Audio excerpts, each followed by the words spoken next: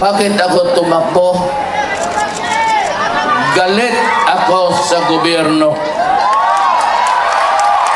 As a Filipino, nasasaktan ako. Filipino ako. Ito lang ang bayan ko. Wala akong mga kapatid na Pilipino, kundi kayo. At ang droga, it's flooding the country.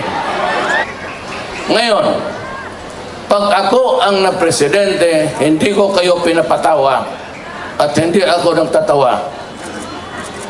Pagdating ko, sabihin ko sa militar, pati polis, itong order ko hanapin ninyo sila, patayin ninyo, period.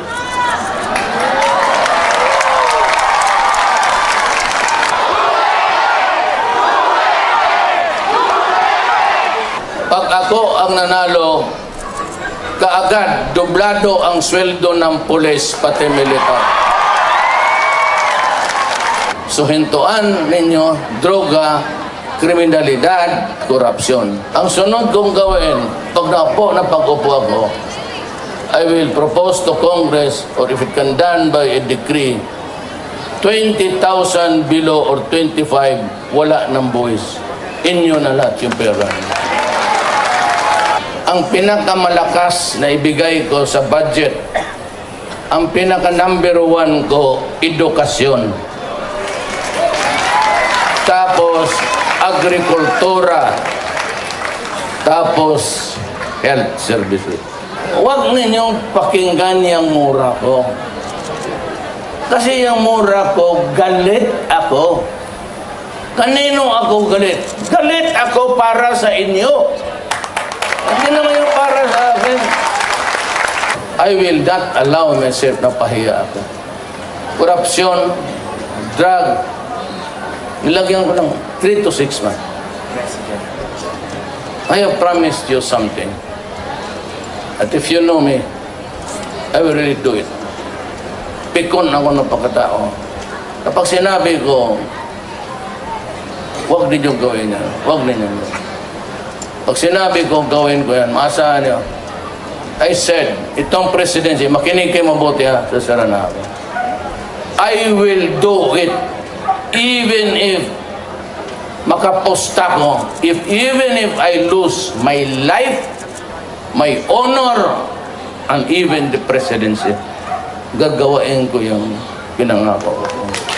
Maraming salamat po. During my inauguration last 2016,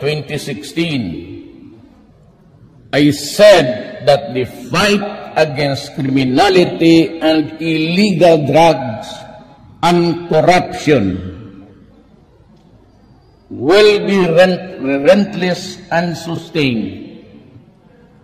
I reiterate that commitment today, and that is why I call on the Philippine National Police, the barangay chairman, the mayors and governors, are all those occupying seats of power and authority not to lower their guard.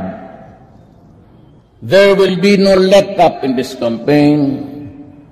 Double your efforts, triple them if need be. We will not stop until the last drug lord, the last financier, and the last pusher have surrendered or put behind bars.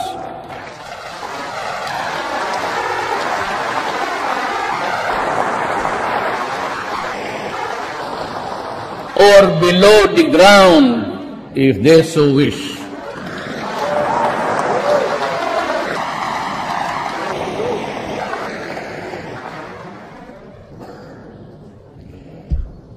To our police officers and other officials, do your job, and you will have the unwavering support of the Office of the President.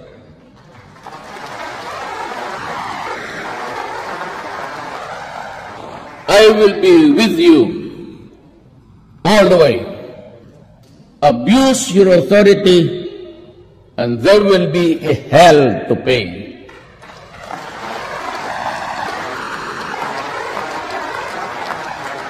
for you will have become worse than criminality itself. I order the National Police Commission to hasten the conduct of investigation and adjudication of administrative cases against police officers involved in criminal activity and illegal activities, and prescribe policies on lifestyle checks for PNP members. In this quest, I will put at stake my honor, my life, and the presidency itself.